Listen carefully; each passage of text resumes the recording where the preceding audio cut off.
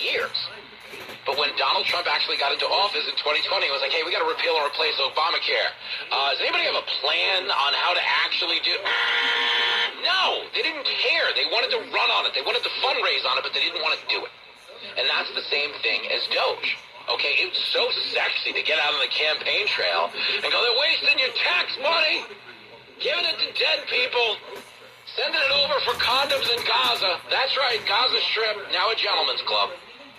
All that stuff going on, can't have it, waste, fraud, and abuse, Sesame Street in Iraq, who the hell needs that? Come on, man. That's why Oscar's so grouchy, the women can't uncover their faces, you know, it's rough.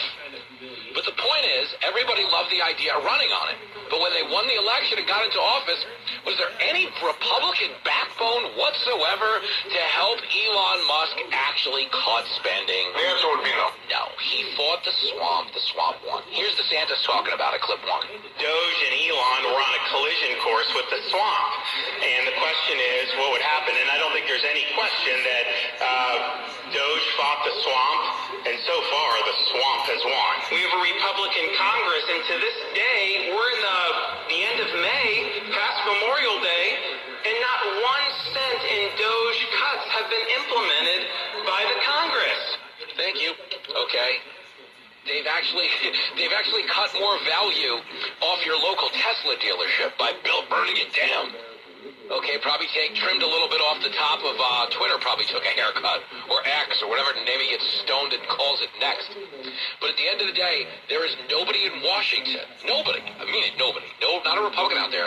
Okay, you tell me Chip Roy wants to cut spending, Thomas Massey wants to cut spending, I'll give you that, fine. Okay, but the rest of the party have no interest in cutting spending, because here's the newsflash, they're in on the racket. That's the point. That's why there wasn't so much follow-through when it came to, like, USAID.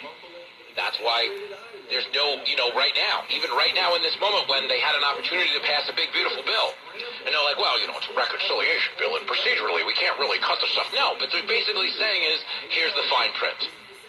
Okay, you sent Trump to Washington with a majority in the Senate and the House.